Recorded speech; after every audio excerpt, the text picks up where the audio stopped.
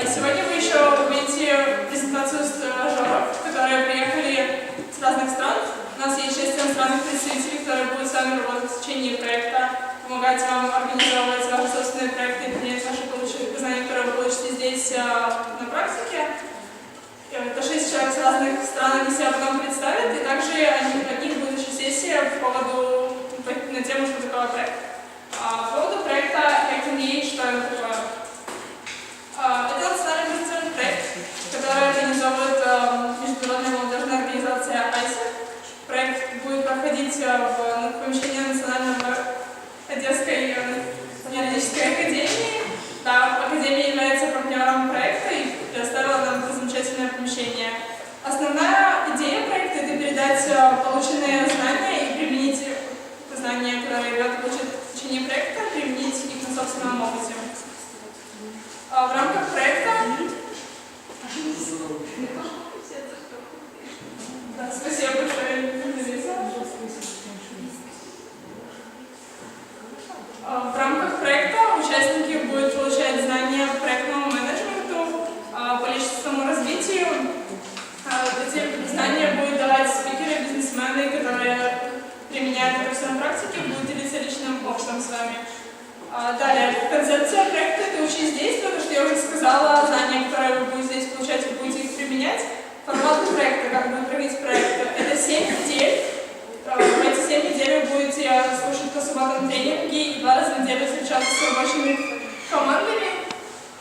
В командах, которые вы будете работать, каждая команда по окончанию проекта презентует свой личный проект, который вы реализуете, в течение 7 недель. Цели проекта – это дать дополнительное образование участникам, поскольку в университетах знания даются, но мало есть возможность применять эти знания на опыте, но достаточно мало таких возможностей. Также цели – это поделиться опытом других стран, других людей, которые применяли свои знания на собственном опыте, познакомиться ближе с другими странами, так как работают там, и практика английского языка, поскольку работа будет в группе с иностранными стажерами. Основные темы, которые вы будете слушать в рамках проекта, это ведение проекта. Основное в рамках этого будет лидерство и формирование команды, поскольку каждый проект состоит из команды, которая в нем работает. Эту команду нужно набрать, и с ней нужно работать, вам об этом также будут рассказывать. Планирование и контроль. Следующая тема – коммуникации и брендинг. Следующая очень важная тема – это продажи и работа с партнерами, поскольку каждый проект, чтобы был успешность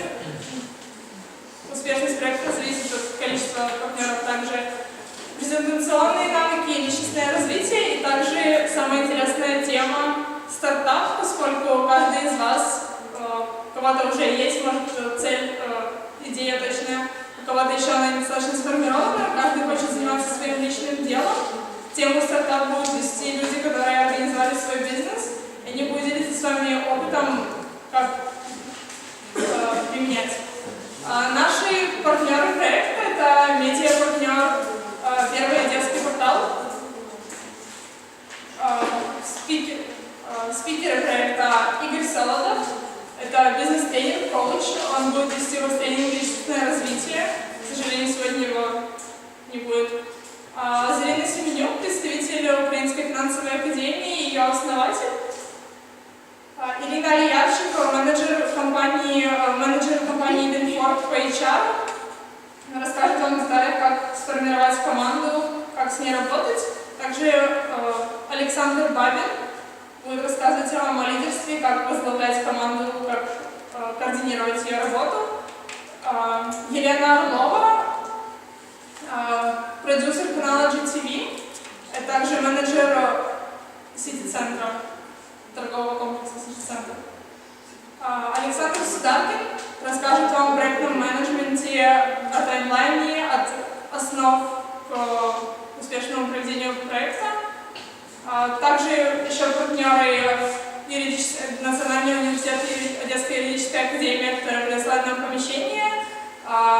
Социальная инициатива Игоря Солодова. Игорь Солодов будет вашим спикером. Ukrainian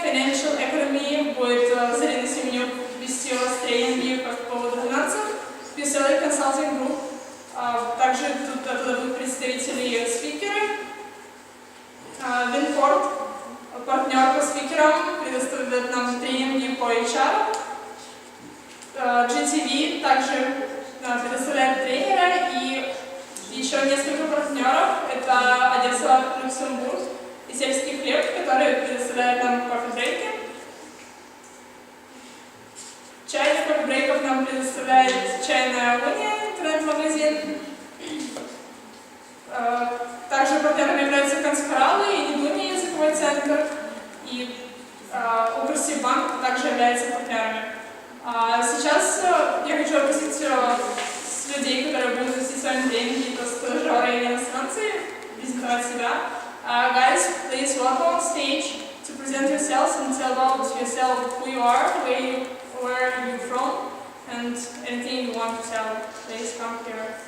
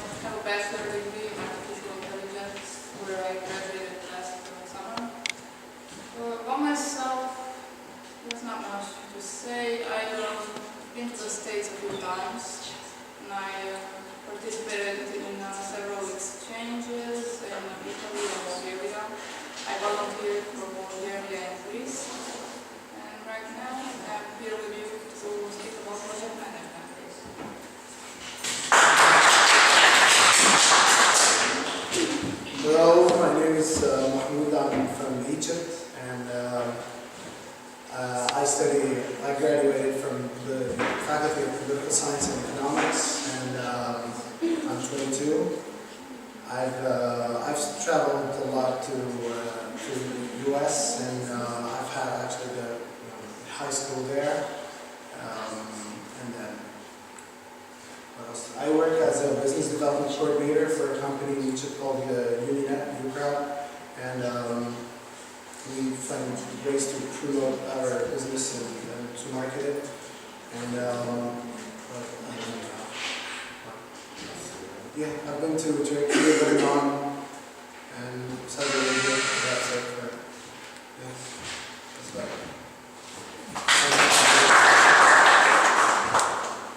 Привет, I am Jacopo. I am from Italy, and I study international management in my city, that is Turin, and I traveled in Europe, main nation of East Europe, so I visited Serbia, Croatia, Hungary, and so I enjoy Ukraine. It is very different from my country, but it is really interesting. It has there are many things to see, and so I like very much this country. Hello everyone, my name is Shaima, I'm from Tunis. I studied English for communication. This is my first experience abroad. And I participated in my country in a project, plan for project, environmental project. It was successful. I wish to repeat the same experience with you. Nice to meet you. Hi, my name is Ahmed Yusuf from Egypt, Alexandria. I'm going to America to study business and accounting to make a business plan for projects, and I came back to Egypt and studying communication engineering. I worked in Toyota for 2 years and training, and went to Egypt Telecom for 1 year. I have a small business like learning fishing, and my project now is very famous in Egypt because I'm the only one who learned fishing. I came here to teach you as project management. I will hope to be a good teacher. I'm very, very happy to see Odessa, and it's one of my dreams to see Ukrainian girls. I have learned 2 words, but but just one word I would say you is spasiba. The last one. Hello, my name is Sardar. I was born in Uzbekistan, originally I'm from that country, and I did my bachelor degree in finance from Tashkent State Economic University. Then I worked in a bank for a bit, got bored, moved to Germany, studied international business in Germany, got bored in Germany obviously, moved to Spain, did my MBA in Spain, worked a bit in Brazil and in Ecuador after, then worked in Serbia for a bit, and now I'm here.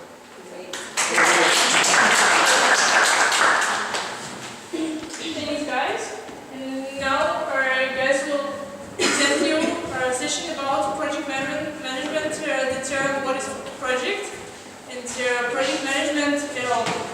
So, Извините, а можно узнать программу на сегодня, когда что сказали, что объявят? да, программа на сегодня. Сейчас Сейчас, когда что будет по расписанию? да, сейчас будет сессия от иностранных ребят о том, что такое проект, что включает в себя слово проект и что это предполагает. Они вам расскажут, если будет на английском языке. Затем будет кофе-брейк, и затем приедет спикер. Какой спикер? Александр Берман.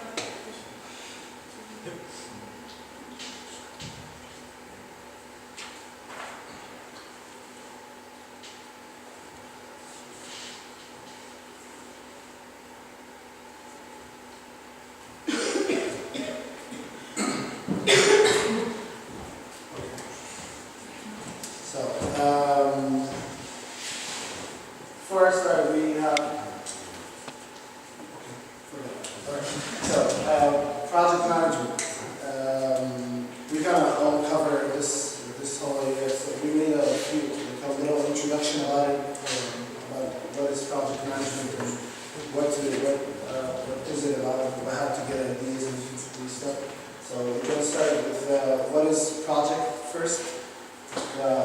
Project is like a temporary effort or time given to for an idea, or if you have like an idea and you want to make a unique product or service, that's the project. It can fail before it starts, so it can fail until it can change in two parts. It can first go into action, then you need project management, or you can like terminate it. So the project management is like the planning thing. You do the plan. The project is doing the plan, and the project management is when you do all the planning and the organizing and motivating and building a team and distributing the tasks among the team members. Yeah? And you know how to allocate your resources and where to find them. Yeah? These are the basics of the project management. Is the conception and initiation.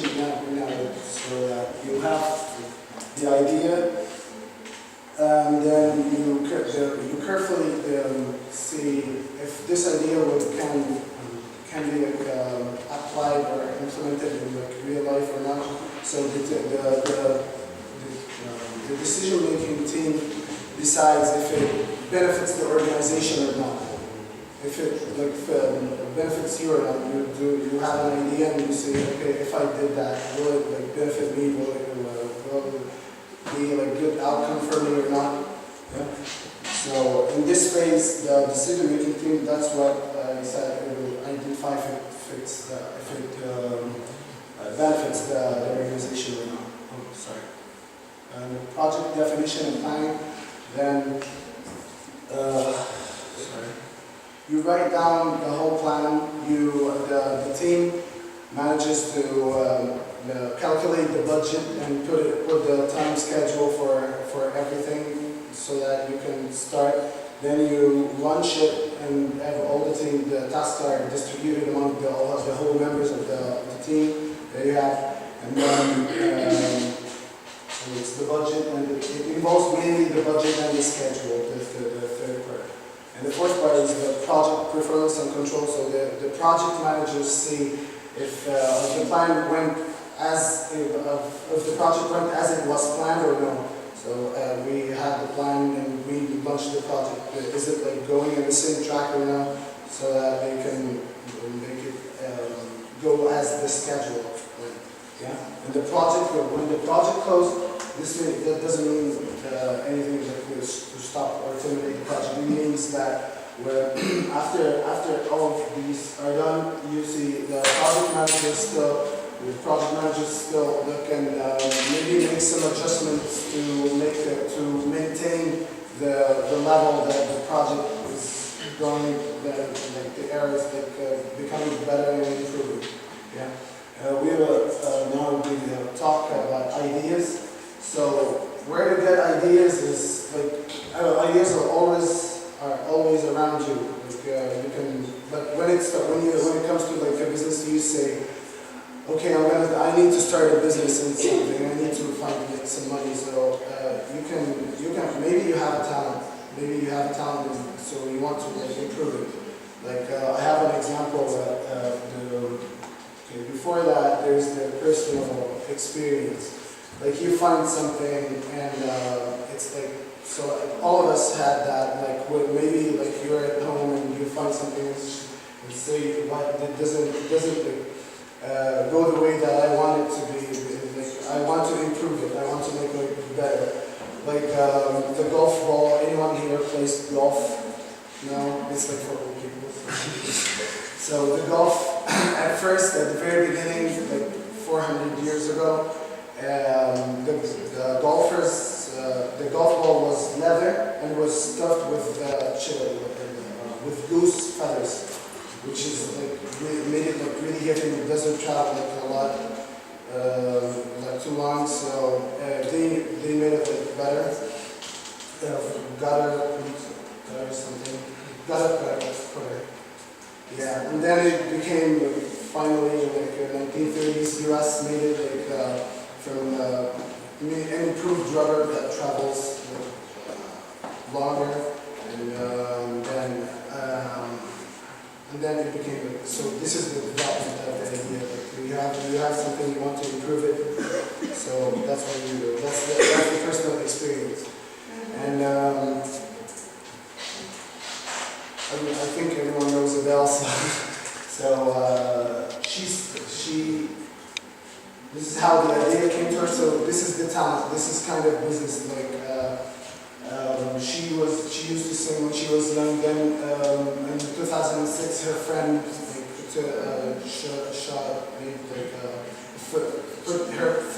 put her video on MySpace, and it boomed in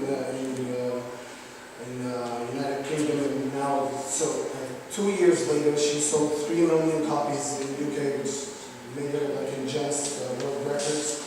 So so if you have like a talent, maybe like or photography. For example, I'm a photographer too. I work also as a photographer. So this is how it goes. Maybe if you are good at something, try to improve it. Maybe become like a big business. But just believe in yourself, believe in that you have something, and ask around, because maybe your friends, they will say, yeah, you are good, but maybe you are not. So just ask the different people. So the existing talent is one of the ideas, or a skill. Like you can cook or you can bake. It's booming now in Egypt. The waffles and the cookies, the bake houses is booming in Egypt. Everyone who does, because it's like the only business that doesn't stop. People won't stop eating and won't stop like wearing new clothes. So eating is like the basic thing, and maybe you'll learn it from a book or something. So an existing skill is like a way to go. Or you can buy an existing business. So if you have like enough money to buy something like McDonald's, go for it. I'd say so. Go do it, because it has like 34 or 35,000 branches around the world. So if you buy like a franchise, but at least you need to like go and make like a whole. You have a long path to do that. You have to start with any of the other ideas until you have like enough money to buy something existing in this person. or you can listen to the customers' complaints. You know that there's always customers complaining, people are complaining about businesses everywhere. So if you want business, if you want ideas, just listen to the people's needs. Like if you find like someone says, yeah, I wonder if there's like a wireless charger for my phone, so that I can just don't have to put it like anywhere and find a plug, anywhere find electricity. Then they found the idea, and they apply it in Nokia now. We just did. So if you listen to the people's need and try to get the idea from that, if you don't like, have no idea, people will be telling you all the way what to do. Just find the way, and make a plan, and then implement it through project management. That's it.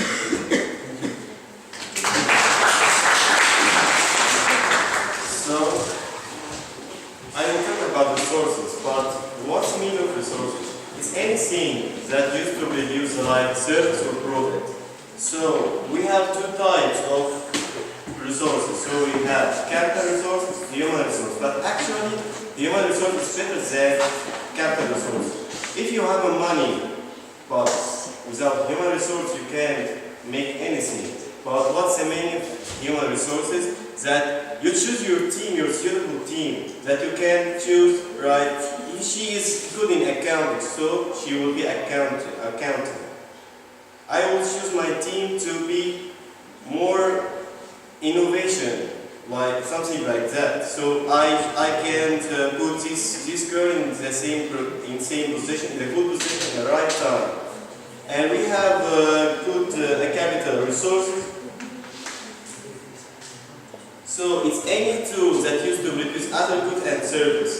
That is a capital resource. The laptop is a capital resource. It's anything that capital resource, like we have money, like factory, like drugs, like computers, like machines. But actually, I'm not. Steve Jobs will talk more than about. Oh my God.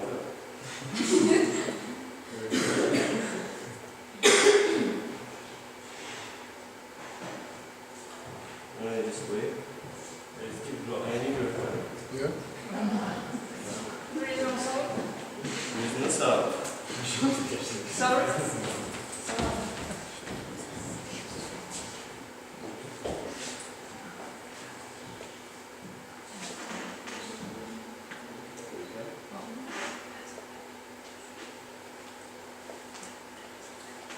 Sorry, we haven't got sound.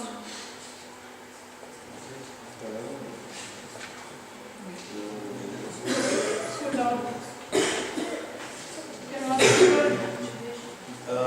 I think the last thing is the video for Steve Jobs. I think it's better than me in human resources. He talks all about human resources and what is the importance of human resources, and it's more important than capital resources. And he chose his team that work on iPhone, but it's not working. So I will give you a link in YouTube. So it's really perfect. So thank you.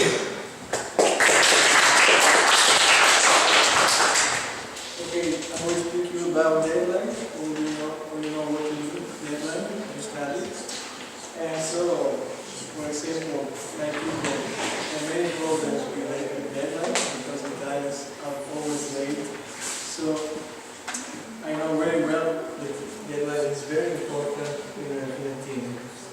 So, a good project manager has to give much importance to the deadline, because without the deadline, all is getting lost, and there is the risk that you can say, I will do it tomorrow, and you will never do it. So, the deadline is very important. One important issue is the fact that you have to set realistic deadlines. So you have not to be too optimistic about your team, and you have not to be too pessimistic. So you have to find the right balance between the two goals. And you should discuss the deadlines with your team to find the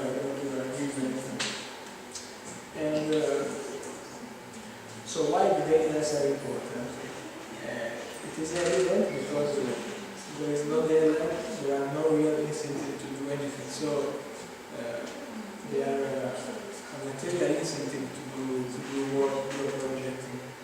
And when I was younger, I didn't like the deadlines, but now I understand the importance of having a schedule, whatever deadline. So we find here the benefits of deadline, and they are evident. So having a schedule is very important, and deadline increase your ethic, your discipline, and provides you a goal-oriented mentality. So it is very important. And I found this phrase on Facebook. Because the deadline is that gives you the inspiration to do anything. So in brief, this is about deadline. Thank you much for that.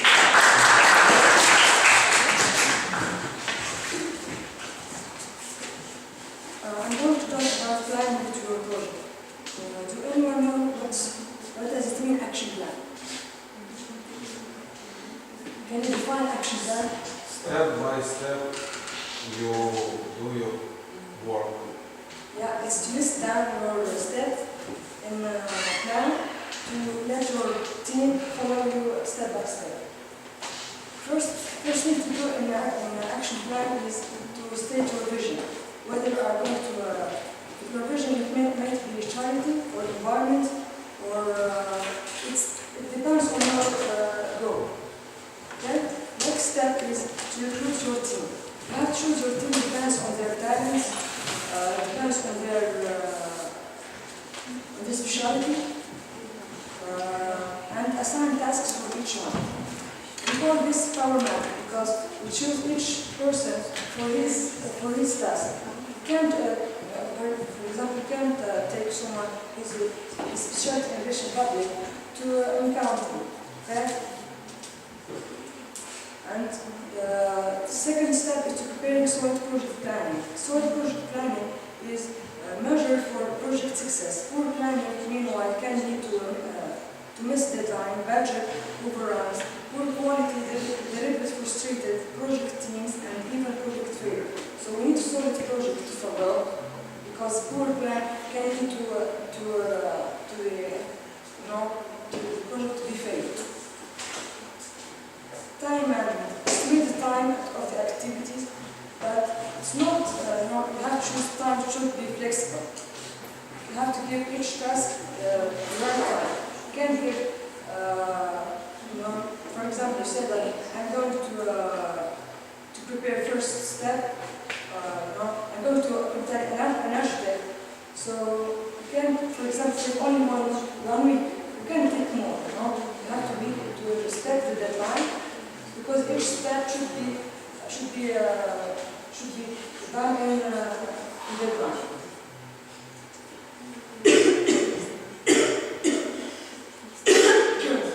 Sorry. The next step is to make always plan B in case you face crisis, assessment and prioritization of your risks, monitor and control the probability or impact unfortunate events.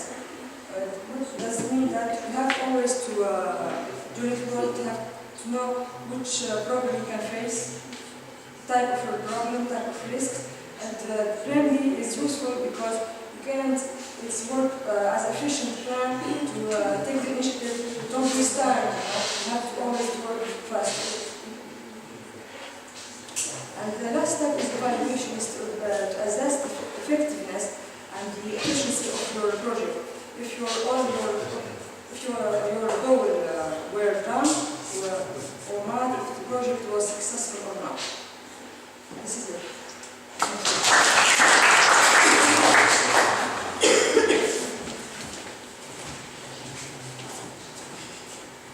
Okay, so we talked about plans, now it's time to get dirty and talk about project implementation. Now, this is the step where we have plans, we have tasks, we have objectives, we have team and resources. So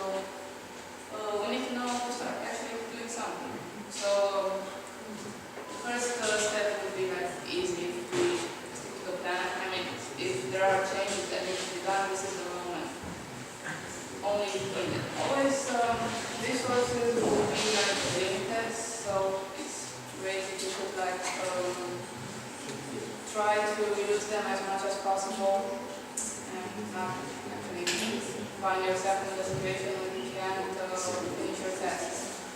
The first steps would be like taking action in line with the plan. Record everything so you have a nice record and know everything that went quite at this point. And in case you need changes, you will know what went wrong and what needs to be done next. You need to analyze everything and communicate always with your team. Don't take decisions by your own. Always build them and keep communicating with all of them. Okay. We should always follow the constant about what my colleagues spoke until now. The scope, time, and cost management. Try not to lose them out of sight because that's when it might fail and the problem might arise. This is like the scheme of a plan. Does anybody know some computer science? This is the whole algorithm of management plan. And in order to analyze and decide all problems, we need to keep frequent meetings. And we should start with the kickoff meetings where we get the team together and together we have the decision plan and we start acting, we start keeping records. We should keep regular meetings and especially towards the ending of our plan, of our project, especially if problems could arise, we should make special status meetings, keep records and find a decision quick. If not possible, we could just change the plan slightly. We also need risk analysis and problem solving workshops in case that we present to the stakeholders and the contractors the knowledge plan management and they need to know exactly what they should expect. And also the management review meetings where we need to discuss with our some project managers and team leaders so we could provide information. That is pretty much it.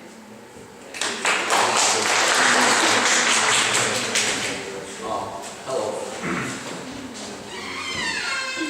Yeah, I promised to do the last definition, so don't worry, I will not make you suffer anymore. I'm going to talk about control and how control is important. I assume that you are students, the majority of you are students and you know a lot about control. Well, if not, all of you have Google or Wikipedia, so you can find the smart words about control, but you can't find stories, and stories are what matters because you always forget about definitions, but you always remember about stories. So control is a management function aimed at achieving defining goals within an established timetable. And there are a lot of categories of control. Effectiveness and efficiency of operations, reliability of financial reporting, because, well, your accountant can cheat, so you must always control the guy. You must have internal and external controls. You must always recontrol, otherwise your business will be ruined. And of course, you must be in line with laws and regulators.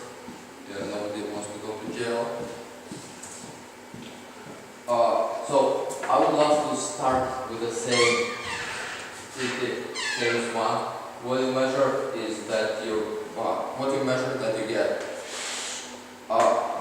Doesn't one of you know what this telephone booth is?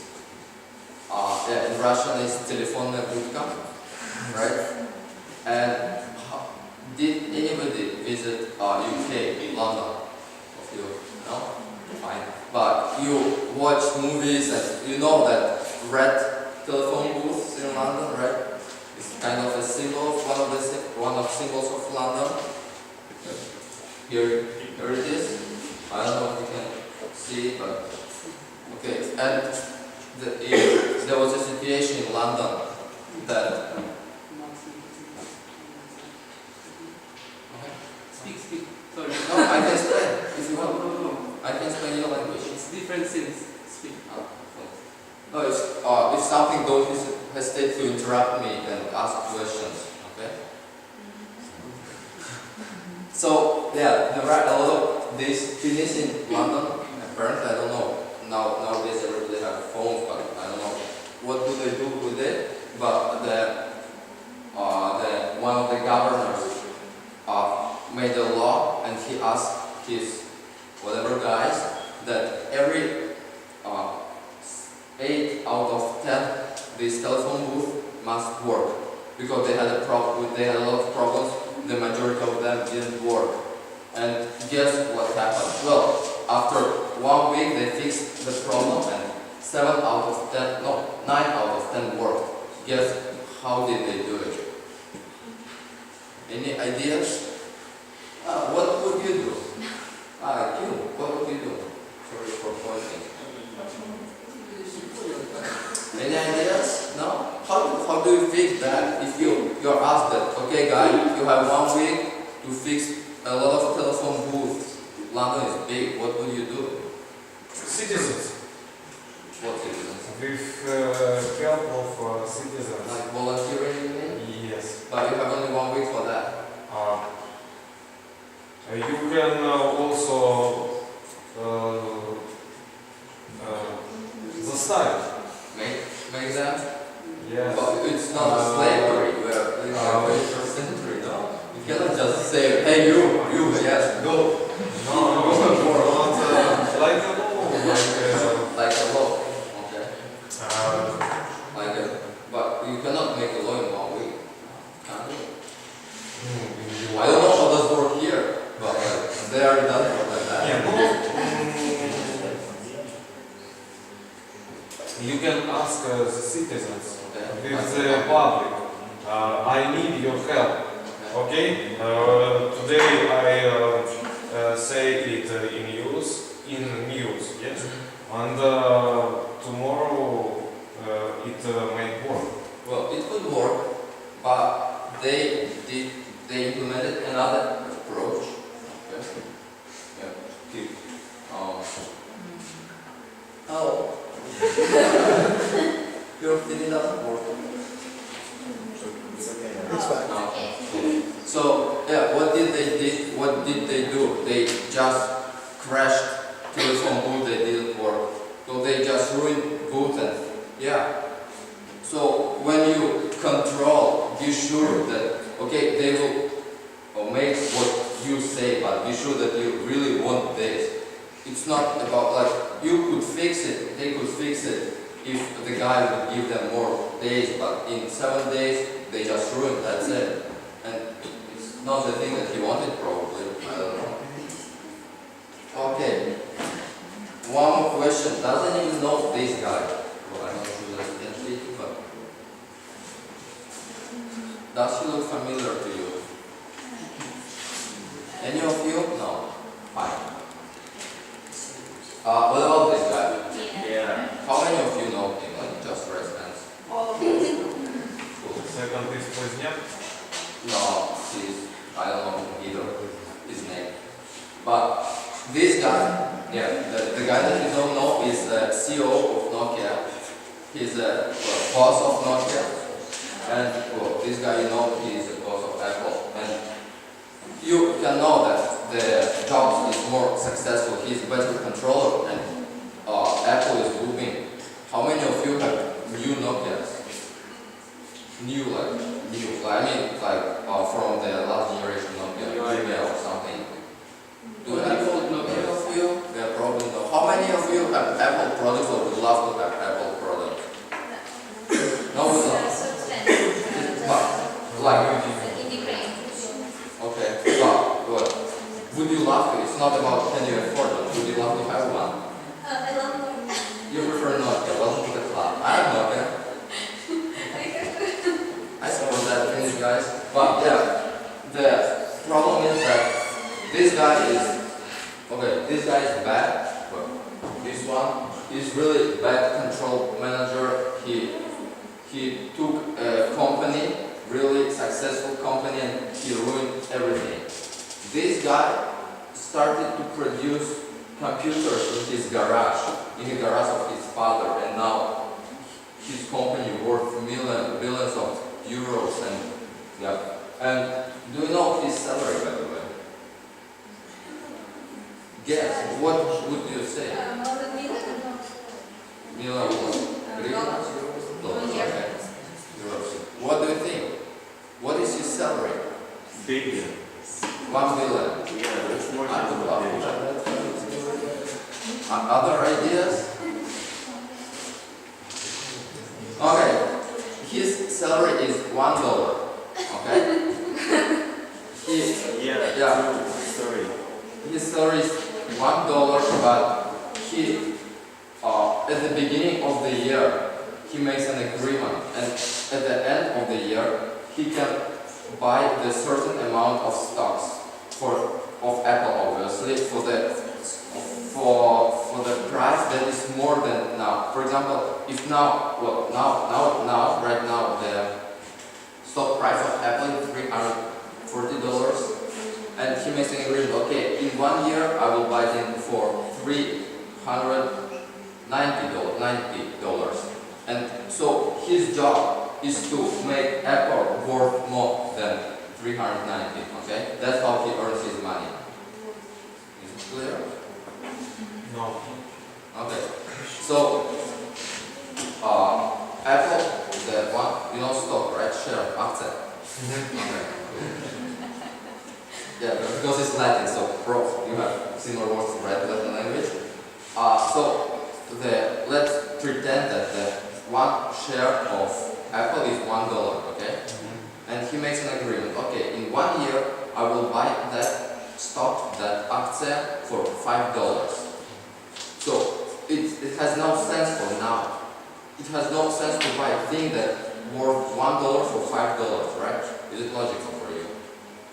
Okay. So his Job's job is to make Apple worth more than $5. He must be successful manager to increase the stock price. Okay, that's how he gets his money. Clear now?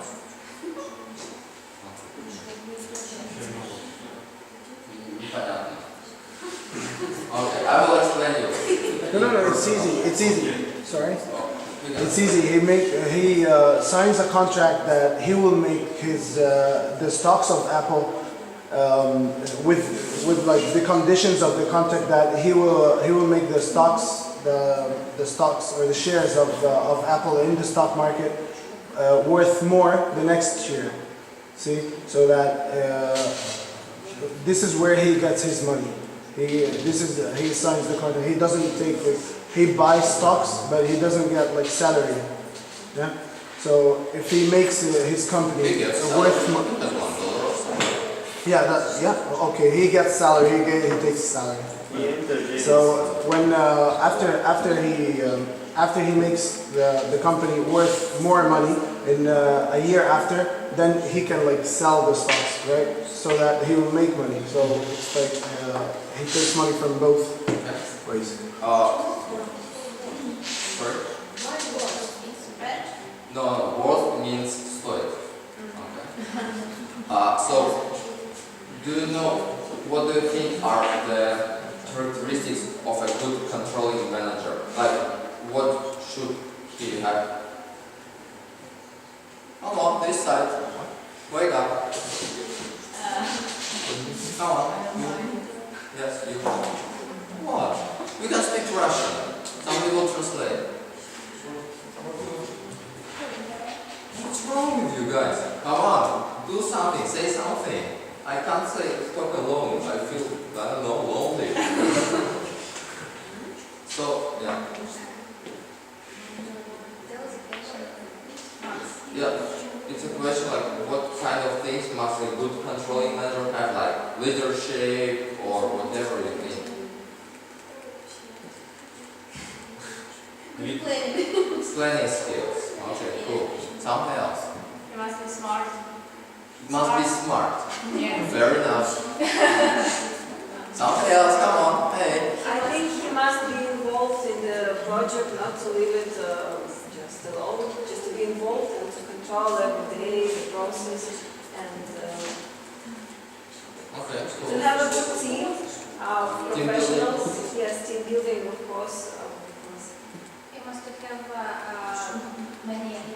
ideas. Many good ideas. Be creative. Okay. Something. Any other ideas? This time you can also talk. No. Fine. Up to date. To be up to date. Of course. Okay. To study consumer demand. Well, about being up to date. You know Canon, like cameras. Canon cameras. Okay. And now it's social media management really booming, but they did nothing for that, and just because they didn't have Facebook, they've lost 10% of their potential customers. They went to Samsung or whatever. That it's like if you have camera, you must have Canon, but just because they didn't have Facebook, they failed to get 10% of their customers. So yeah, it's really important to be up to date. Some other ideas? You must know what people want. You must know what people want. It's Yes, the same Nokia as doesn't also know what people want. It's true. Any other ideas? Maybe he must believe in his team. I mean, believe in the membership of the team. Like be sure that they can do tasks. Do you know Starbucks? Yeah.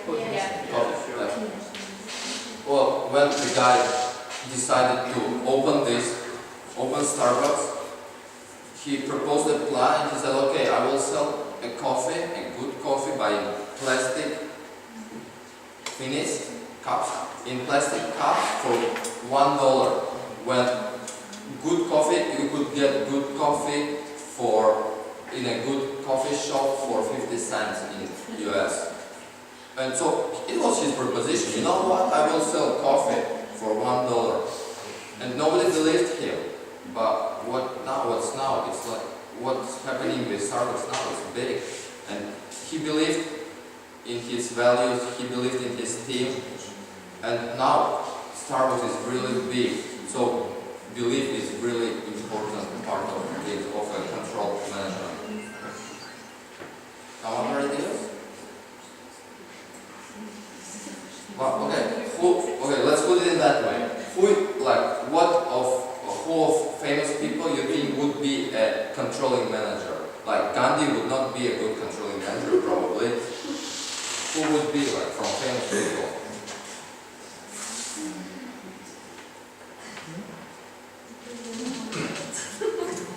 Michael. Well, he is. I mean, like from people that are not controlling managers, but who would be good controlling managers. Like we can take characters from books. I don't know, Mickey Mouse would not be probably. President. Which president? The president. Well, it happens once in the US. Okay. So, any ideas from books, from movies?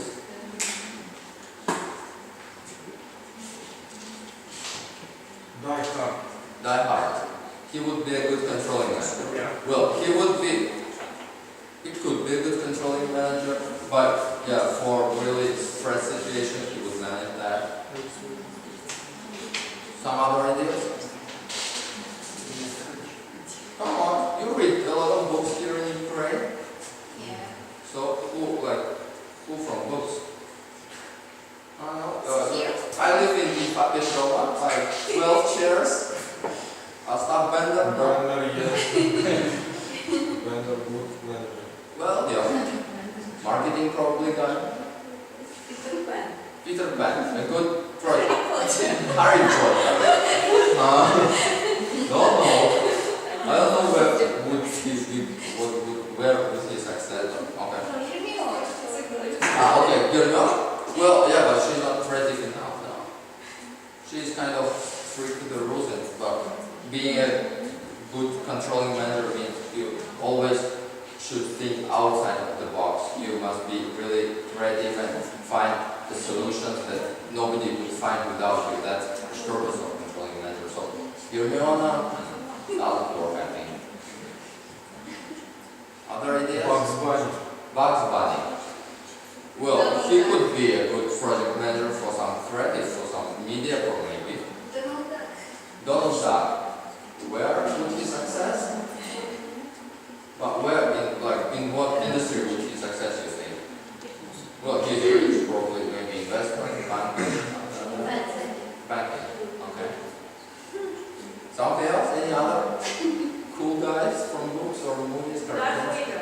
Darth Vader. Okay, where? No, I mean, where would he success? In what industry? Machinery, I don't know. Space.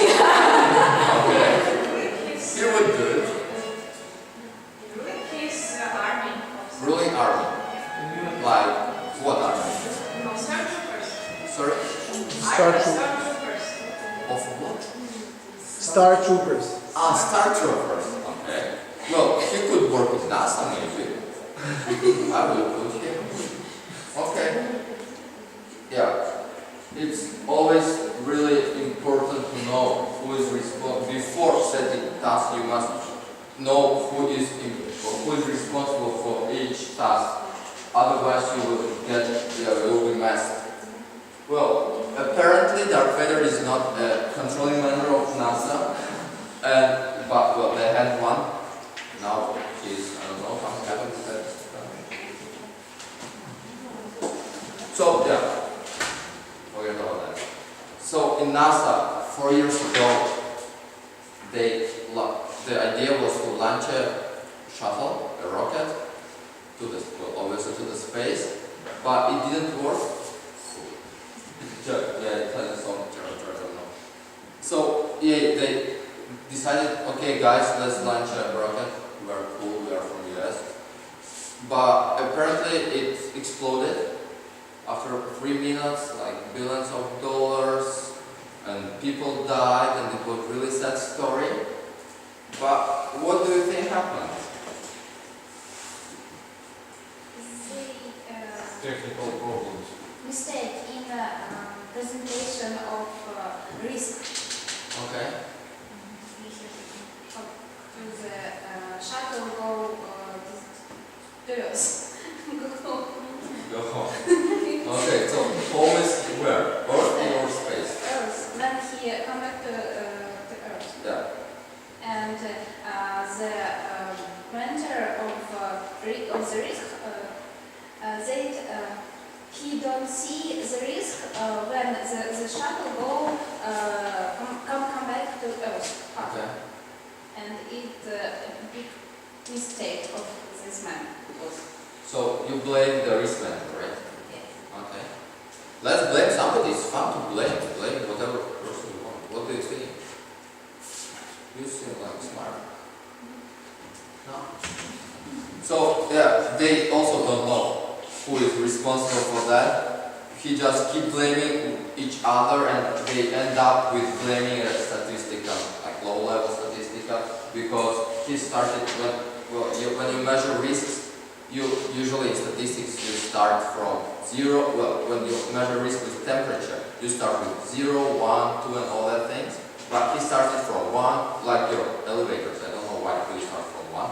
Yeah. So it's 1, 2, 3, 4 instead of 0, 1, 2, 3, 4, and because of that, it like moved not correctly, and well, it exploded. That's what they say. So they blame a poor statistical guy.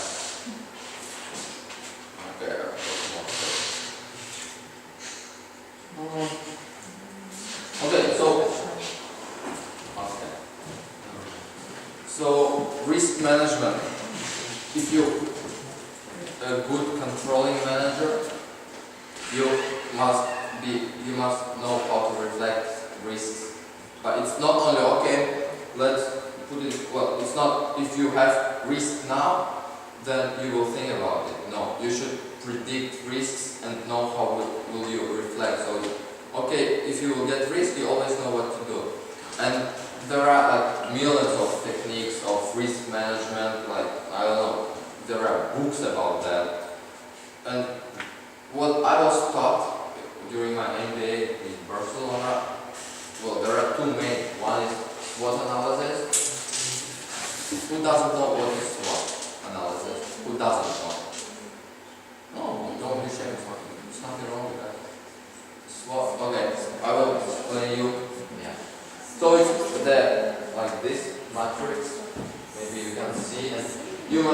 you have, never mind. So if you have 4 parts of your risk management. First, you identify the strength part of your project, and like you put big S and write what is good in your project. Then you write big W and write what are weaknesses of your project.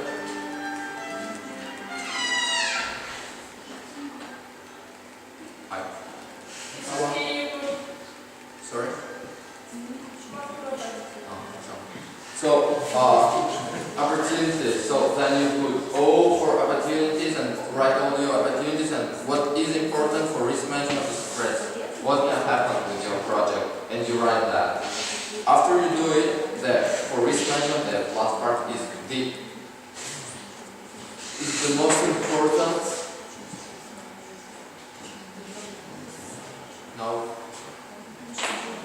So threats is the most important. You write everything that can happen. You can write even ridiculous things like, I don't know, somebody will bomb us, something like that. It's fine with that. Just write whatever, just brainstorm.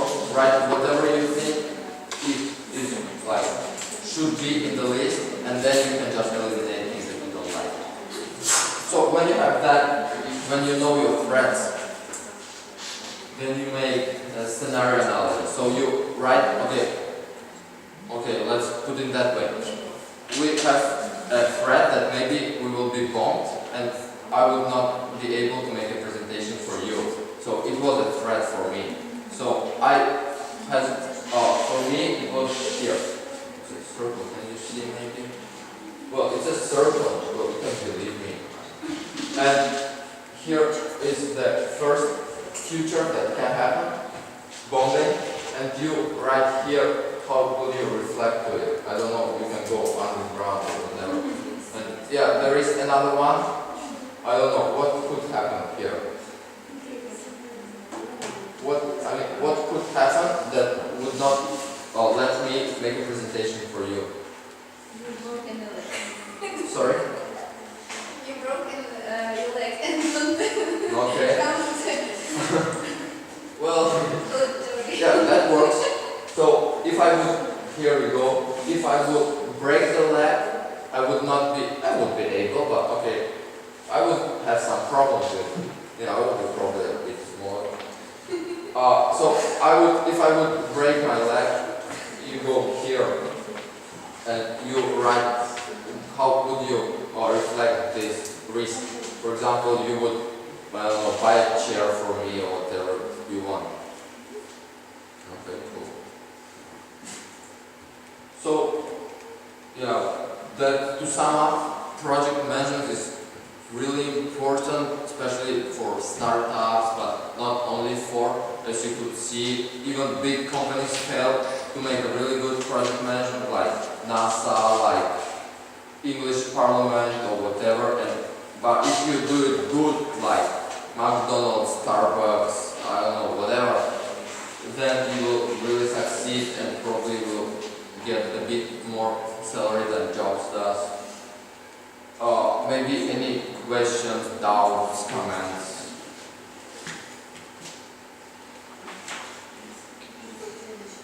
It's good. Happy for that. Something else. Come on. It's not done yet. I have this morning. I have to post something. Okay, something else? Okay, cool. So yeah, if you need my contacts, you can find me here, the link. I don't know if you see it. And if you need any contacts of my colleagues, you can also contact me and I will give whatever information you need. Or yeah, I can send you the presentation if you need. Okay, I'm done. Thank you. Thank you very much.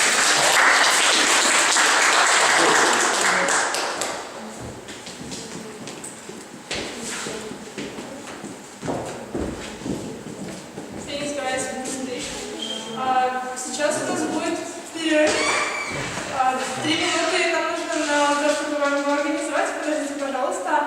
Перерыв будет длиться полчаса.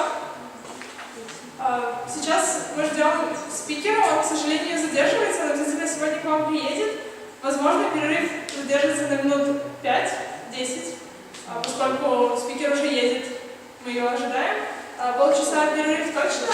Сейчас у вас есть время отдохнуть, собраться с мыслями, дальше будет продолжение. Прошу подойти Руди к Оксану ко мне. Руди к Оксану. Подойди ко мне.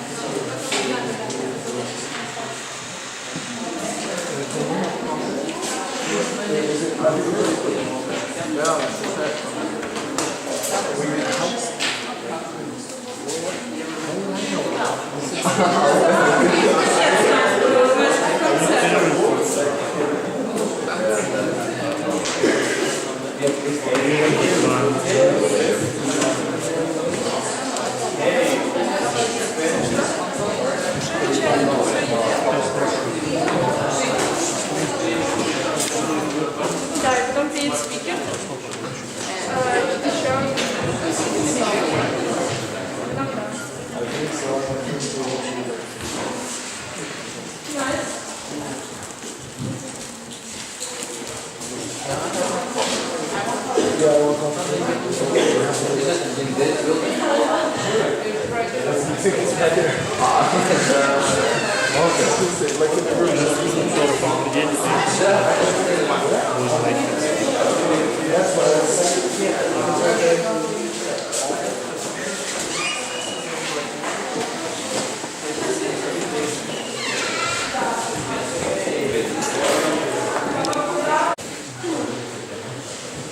Приехал наш спикер, которого мы сегодня так долго ждали. Слава вам, приехал. Вот, рассаживайтесь, пожалуйста, все. Сейчас будет история успеха от Александра Бабина. Вот. Пожалуйста, соблюдайте тишину. Я, Александр, прошу.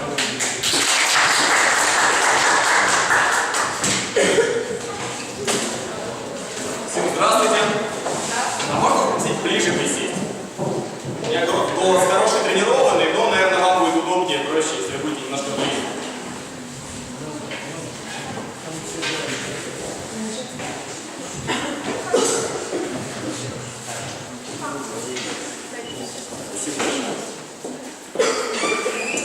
Так понимаю, у вас уже весь день, занятия, выступления. Понравилось? Не устали? Отлично все. Хорошо. Вы бы хотели послушать или поучаствовать, чтобы сразу что на практике поучаствовать? Тогда я очень коротко быстро представлюсь, расскажу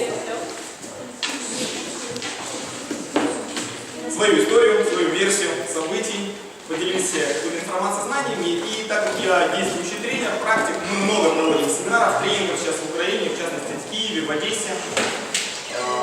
Моя история успеха связана, наверное, с обучением. Я преподаватель, репетитор в свое время, ну и мне близко знакомо студенческое сообщество, скажем так. Я 4 года работаю в университете в Днепропетровске, поэтому более-менее представляю ваши интересы, впечатления, какие-то задачи, которые у вас сейчас, возможно, стоят. И лет 5-7 назад я уехал в Москву на тренинг к Николаю Ивановичу Козлову. Возможно, его книги кому-то попадались, встречались. Есть в Москве такой тренинговый центр «Синдром». Он 20 лет существует. И я когда ехал к Николаю Ивановичу на тренинг, я, наверное, еще не знал, что как-то моя жизнь меняется. Я сам из Днепропетровска родом. Жил и работал в Днепропетровске. Обычным программистом, обычным преподавателем. И как-то у меня так получалось, жизнь так я складывал, что я уходил на работу, еще было темно, приходил с работы, уже было темно. Понятно, что молодой человек, здоров, слава Богу, но отношения, семья, они складывались просто потому, что на это не было вообще времени. И вот как в анекдоте, я шел на работу, видел девушку, и вот мне все сердце трепетало, я понимал, что вот я хочу общения с девушкой, иду с работы, смотрю на эту девушку и понимаю, что работа меня полностью удовлетворяет, я ничего уже не хочу. Да. И у меня возникли мысли, что может быть что-то я не так делаю, что может быть это не совсем нормальный процесс. С этими мыслями я поехал в Москву на тренинговый центр Николая Ивановича Козлова, и там увидел для себя вообще других людей, каких-то инопланетян, которые устроили в жизни себе так, что у них есть больше свободного времени, у них они занимаются вообще для меня сумасшедшими делами. там, ходят на танцы, причем взрослые, 25-30 лет.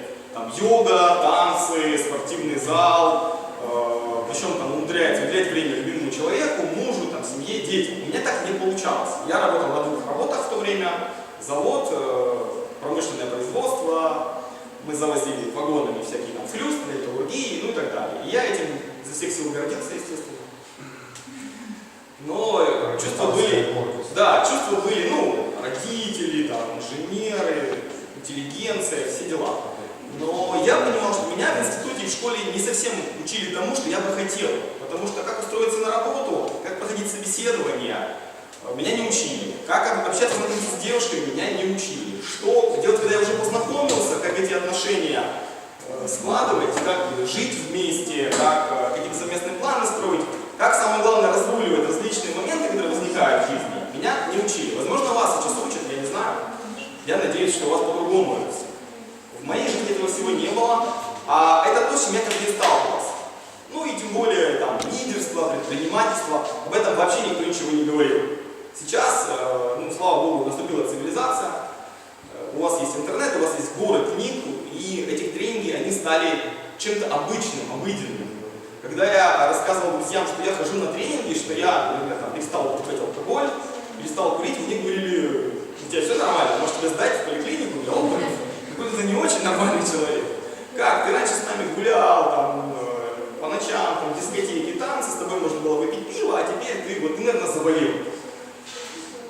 Поэтому я где-то прочитал умную фразу: если тебя не устроит, как бы, твои друзья тебя, как бы, не поддерживают, найди себе новых. Поэтому я переехал в Москву. И вот в компанию, в круг людей, которые живут по-другому, которым вот интересно здоровый образ жизни, интересно развитие, интересно свое дело, которые ходят на тренинги, развиваются, обучаются. И для меня самое приятное то, что этому можно учиться. Наверное, поэтому как-то это стало очень близко мне самому, пока я пару лет тренировался, учился, а сейчас это стало тем делом, которым я занимаюсь каждый день. За последние 3 года, с 99-го года, мы создали проект с нуля, без какого-то особого опыта, с большим желанием. Мы создали тренинговый центр Павла Ракова. Возможно, слышали, возможно, не слышали, скорее всего, пока нет. Мы маленькие, скромные, нам всего 3 года. Но наши девочки, организаторы, студентки 1-2 курса, они сейчас делают то, что не делает ни один тренинговый центр в Украине, даже очень крутой и очень понтовый. Это я могу, не то чтобы спорить, просто гарантировать. Сейчас наши организаторы собирают раз в месяц по 800 человек в залы на тренинги. У нас есть 4 тренера основных, и мы даем обучение по 3 разным направлениям. Направление номер 1 – это мужчина-женщина взаимоотношения. Как отношения создать, как шутят наши клиенты, как влюбить и вылюбить обратно. Как любить или там, как найти какое-то свое понимание семьи и взаимоотношений тому, кому это нужно. Те, у кого уже есть семья, как вместе жить долго и счастливо, потому что получается или недолго, или не очень счастливо. Ну, по крайней мере, у многих. Мы проводим сейчас женский тренинг, так называемый, проводим тренинг йога, здоровый образ жизни, проводим тренинг для мужчин только раз в год отдельно. Мужчины очень творческая аудитория и очень тяжелая. Женщины учатся легко, радостно, с удовольствием, а мужчины очень сильно сопротивляются. Ну и иногда раз в год мы вывозим большую группу людей, человек 500, в лето, Крым, на недельные занятия, недельное обучение. Вот чем для меня стало этот проект необычным и интересным, тем, что я обычный преподаватель из Днепропетровска, я себе, в принципе, вообще не представлял, что когда-нибудь я буду жить в Киеве, или я буду жить в Одессе, и я буду куда-то выезжать за пределы Украины. Сейчас то, что у меня есть свое любимое дело, то, что у меня есть тренинговый центр, я один из тренеров и один из директоров по развитию. Сейчас у нас есть, наверное, не наверное, а точно, около 40 организаторов в России и в Украине. У нас есть 4 действующих тренера, и расписание расписано на полгода вперед, все выходные заняты. И вот аудитория это 400-800 человек. И это такой предмет гордости, и сейчас мы активно развиваемся и приглашаем тренеров, организаторов. В основном у нас обучаются наши партнеры сами, потому что ребята приходят такие, как бы, и говорят: мне тоже это нравится, а давайте я как-нибудь что-нибудь придумаю здесь свое. Так как у нас предприниматели, давайте я бухгалтер, я буду вести у вас бухгалтерию. Пришли компьютерщики, говорят, мы в этом ничего не понимаем, зато мы можем вести вам сайт. Давайте договоримся, мы вам будем сайт организовать. Хорошо, давайте. Пришли девушки, говорят, нам это все интересно, ваши тренинги, семинары, но мы в этом ничего не понимаем. Давайте мы вам сделаем хороший дизайн. Давайте мы наберем ваши семинары, сделаем книгу. Ну так вот, проект очень живой, растет. И просто из одной маленькой мысли, идеи, он вырос за 3 года в достаточно крупную организацию, серьезно. У вас тематика лидерства, я так понимаю. Вот что для вас слово лидер значит? Как бы вы этим воспользовались? Какие навыки вам были бы интересны, что бы вы хотели как лидеры, как руководители, как кто-то будет в семье у себя лидером, руководителем, кто-то будет, может быть, в своей компании, кто-то будет, может быть, высокооплачиваемым наемным директором, лидером. Что для вас лидеры и какие качества вы считаете лидеру присущие, нужны? Вести людей за собой. Вести людей. Раз. Харизма. Харизма. Кому не что? Коммуникабельность. Хорошо. Девушки, поделитесь мыслями. Настойчивость. Настойчивость. Устойчивость. Хорошо. Проницательность. Интуиция. Да. Хорошо. Харизма. Согласен. Харизма. Ну, харизма просто так, почему спрашиваю? Хотелось бы, чтобы мы говорили об одном и том же на одном и том же языке. Слово харизма такой затасканный шаблон, что он значит для вас? Ну вот это как раз умение вести людей за собой. Влиять. Понятно, если скажем, влиять. Умение влиять на людей. Да. Каким-то образом влиять. Вдохновлять их, заставлять их поднять руку с дивана, что-то делать. То есть в том числе всех уважаем. Ну, этими же людьми, Да. моим. Ну, то есть лидер это кто? Это человек, который умеет влиять на людей. Раз. Умеет влиять на себя, мотивировать себя и других. Да? Умеет вдохновлять, заряжать какой-то энергией, какой-то идеей. Умеет дать ответственность за себя. Совершенно верно. Лидер это тот, кто отвечает за результат. Ответственность лежит на лидере. И контролирует. И контроль. Очень важный момент, мало кто его любит. Но есть разное лидерство. Есть, вы можете быть, каждый из вас, у вас уже есть навыки определенные. И вы можете быть ситуативным лидером в разных ситуациях. Да? Здесь можно рисовать? Только водостойкий маркер. Если есть у вас маркер и вы сможете зарисовать, вам будет возможно понять. На водной основе, только на водной. Хорошо, можно продемонстрировать, что мы выделяем обычно 4 типа лидеров разных. Их просто на пальцах можно показать. Есть такая наука умная соционика, кто-то встречался, может быть. Там 16 типов лидеров. Это очень интересно, это классно, но это не практично. Этим невозможно пользоваться. Мы у себя применяем ту же систему, но очень простую, на пальцах ее легко показать, и ей легко пользоваться в жизни. Потому что если вы лидер, вы можете, у кого есть дети, у кого будут, возможно, в ближайшее время, вы можете легко обучать детей, можете показывать им пример, потому что дети, они вас не слушают, они на вас смотрят. И вот как вы делаете, так и они будут копировать. То же самое ваши подчиненные, ваши сотрудники, ваши коллеги, ваши друзья. Если вы им говорите, давайте займемся бизнесом, но сами ходите на работу, ничего не получится. Потому что они смотрят на вас. Если вы лидер, вы пример. Так. Есть у нас такая смешная схема. Условно называется она красный, желтый, синий, зеленый. Кто с ней сталкивался когда-нибудь? Кто знает? Машите рукой. Сегодня, да. Хорошо. Хорошо. Я предложу вам эту схему, которой мы пользуемся, она для нас удобна и понятна. Когда мы пользуемся этой схемой, мы смотрим на 4 разных типажа людей. Это как 4 разных языка. Часто люди друг друга слышат и не слышат. Да? Говоришь, а человек не понимает. Условно этих людей разделили на 4 категории. Красные, зеленые, синие и желтые.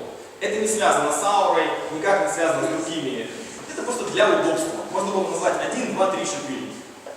Назвали почему-то красный, желтый, синий, зеленый. Если по-русски описать, что это значит, то есть люди, которые прирожденные лидеры. Харизматичные, энергичные, яркие, они все время рвутся в бой.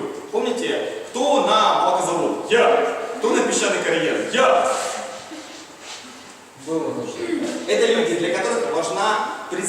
самооценка. Они хотят быть первыми, главными, лучше, быстрее, сильнее, выше и так далее.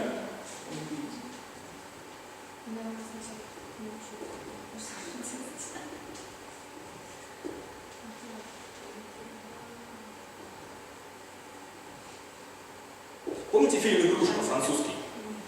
Это человек, для которого важно быть главным, для которого важно быть лучше, первым.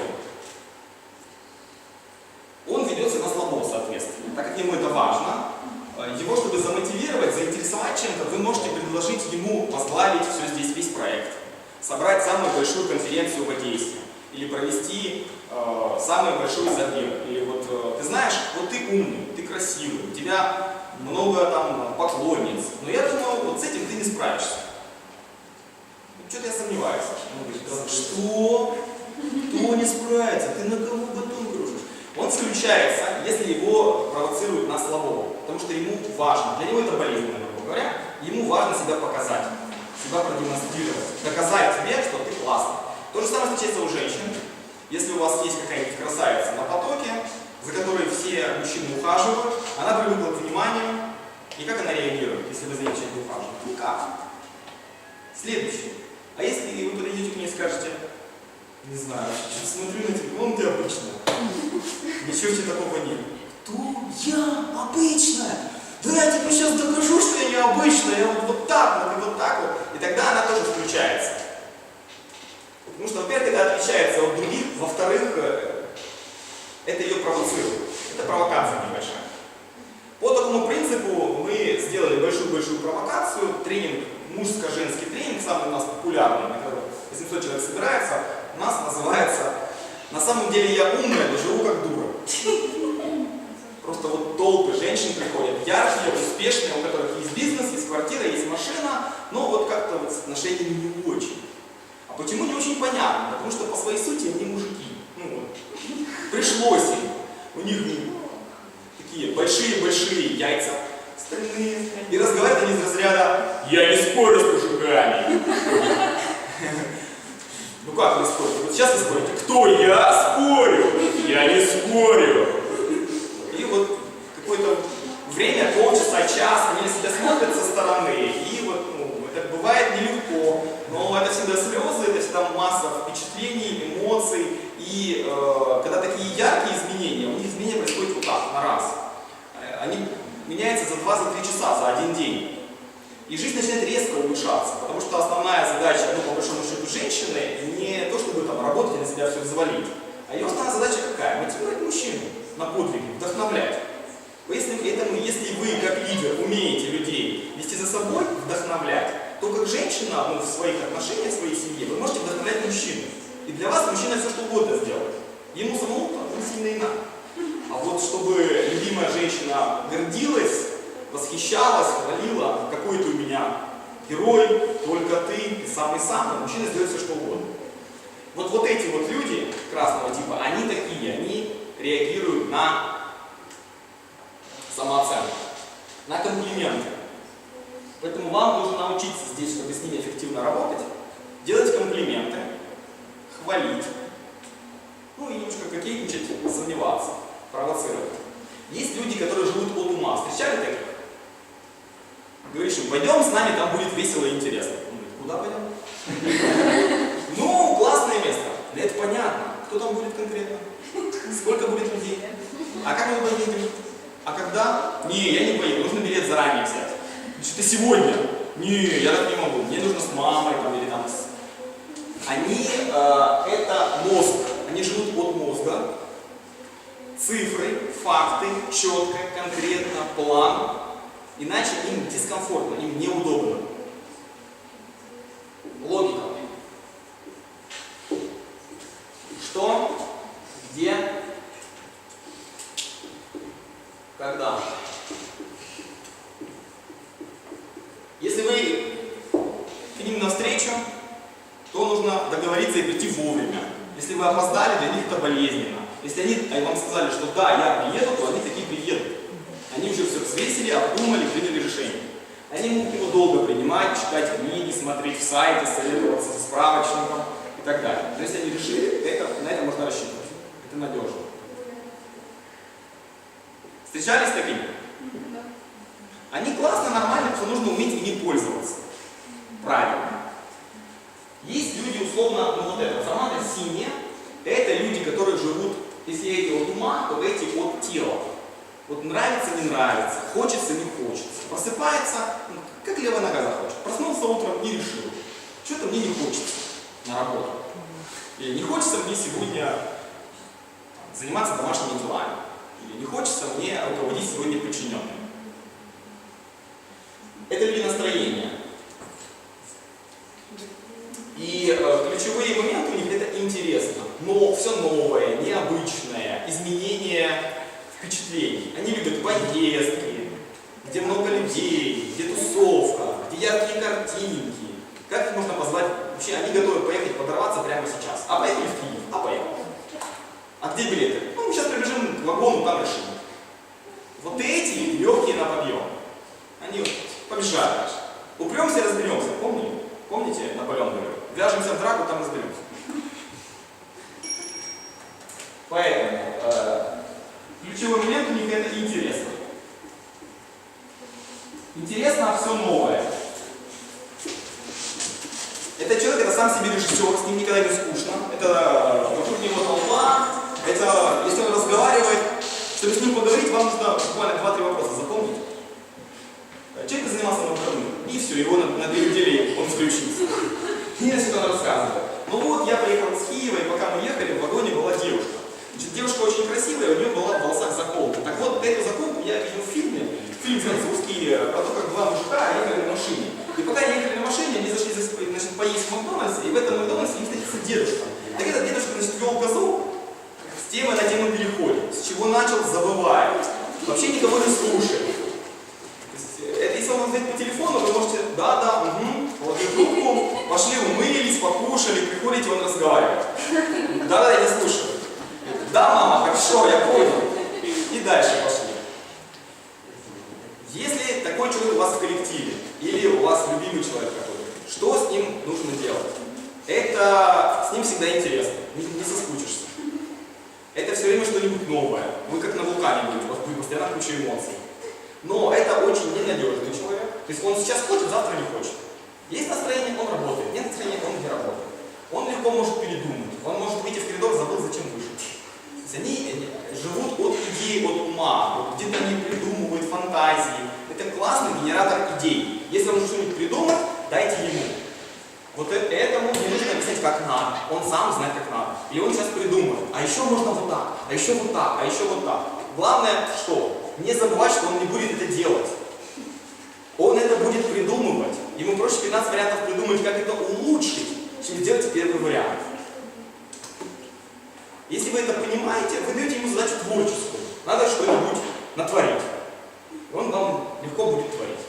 Если вы даете ему монотонную, четкую, рутинную работу, ну, полчаса, час, ну, день, если вам повезло, максимум он выбежит, потом он будет каким-то образом ее оптимизировать, улучшать, придумывать что-нибудь новое и интересное. Поэтому его нужно с кем-то закольцовывать, спаивать, с контролером, организатором или с мотиватором, который будет его все время внешне его вдохновлять на подвиг. И есть люди желтого типа. Это люди какие? Душевные. Они противоположные зеленым. Эти от мозга, а эти от сердца. Лучше в мире чебурашка. Тебе нужен друг. Тебе надо найти друга. Пойдем попьем чайку. Ты меня назовешь. Знакомо? Вот этим людям не нужно объяснять, что вас нужно покормить. Если вы к ним пришли домой, проходи, садись, ты, наверное, устал, покушай. Вот эта бабушка, наверное, у всех так. Ой, сынок, покушай. Бабушка, я уже, кто ж так кушает? Вот тебе котлетка, вот тебе компотик, вот тебе... И бабушка в моем переводе, это как... Женщина — это беззащитное существо, от которого невозможно спастись. Это вот такой человек. Он чувствующий, он эмоциональный, он душевный, он вас поддержит, он вас поймет. Он бросит все свои дела и побежит вам помогать. При одном условии, его нужно попросить. Ты можешь помочь? Без тебя никак. Все, он все бросает и бежит. Такая кнопка включается. Поэтому его нужно просить помочь. Помощь. Ему нужно быть Без этого ему плохо. Такие бывают мужчины. Такие бывают, но в основном женщины, но мне кажется, такие бывают и мужчины тоже. Они душевные, они купят все, что нужно, продуктов, придут сюда к вам с цветами, не забудут никакой день рождения, они не говорят грубости, не говорят напрямую то, что не думают на самом деле. Вот эти говорят, потому что они за справедливость. Ну это же правильно, это логично. А вот этим главное быть приятным.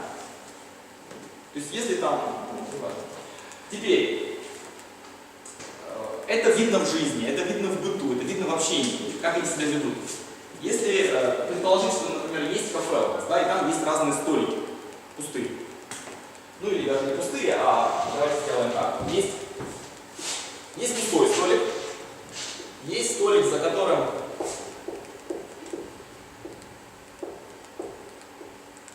практически все места заняты. Есть столик, где сидит один человек, и есть столик, где сидят несколько.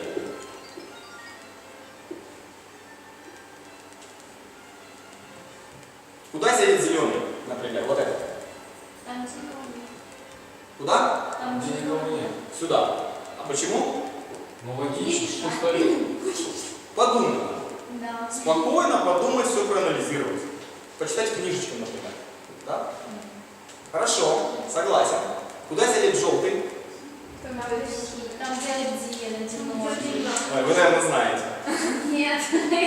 Ему же скучно одному, ему плохо, ему друг нужен. Ты чего сидишь, сидишь? Давай я с тобой поговорю. Тебе чайку принести? Это желтый, это как приятная домашняя тапочка. С ним хорошо, уютно. Если это девушка, это всегда борщи, супы, все красиво, все приятно. Это приятная, удобная одежда, ну и так далее. Для них, чтобы было приятно на ощупь, красиво, приятно, глаз радовал, все хорошо. Синий куда сядет?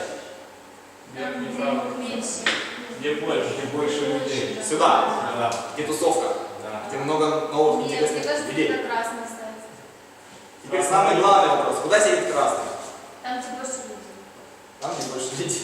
Ну, фактически да. Но если сильно-сильно красный, представить, что ярко-красный, прям такой пурпуровый красный. Но он всегда сядет в нижний левый угол, потому что ему будет легче выделить свое лидерство в маленьком количестве людей. Сейчас я предложу вам версию, посмотрите. Ярко-ярко-красный. Значит, он заходит и говорит, значит так, вы все неправильно сидите. Сейчас все встали, передвинули столики, микрофон сюда. Он сразу начинает руководить. Он даже пространство перестраивает, простраивает под себя. Помните фильм «Игрушка»? Когда пришел директор и сдвинул стол на себя. И все начали передавать тарелки. Ну там маленький такой эпизод. Не помните? Там какой-то прием был, сидят гости, такие 200 метров стола. Приходит директор, он садится вот так от стола далеко. И не стол двигает к столу, а стол к себе. И все люди начинают передавать тарелки, пересаживаться. Это действие ярко-красного. Он делает это так, как ему удобно. Хорошо. Хорошо. Это с типами людей. По сути, вы можете определить свой тип. Вы можете определить тип своего собеседника. И если вы будете это учитывать, вам будет намного проще. Вы будете на его языке разговаривать. Он будет реагировать хорошо. Да. Могут быть сочетания нескольких типов. Да. Могут быть сочетания, то есть это как циферблат. Вы можете быть красно-зеленым. Вообще красный, но потому что вы включаете логику и обдумываете.